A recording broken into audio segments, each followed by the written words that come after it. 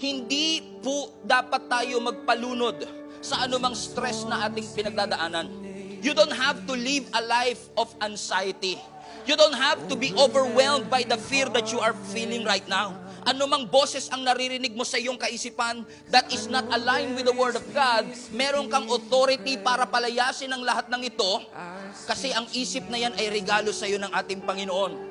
Sasabihin sa iyo ni Satan, nakalimutan ka na ng Diyos at ikaw naman mararamdaman mo yung rejection, mararamdaman mo yung loneliness. Buti pa sa ibang tao may plano ang Diyos pero sa iyo wala.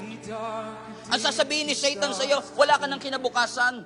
You are a mistake. You are a failure. But let me just say this to you mga kapatid, lahat yan ay pawang kasinungalingan. Sapagkat mahal tayo ng Diyos, nagmamalasakit ang Panginoon sa atin.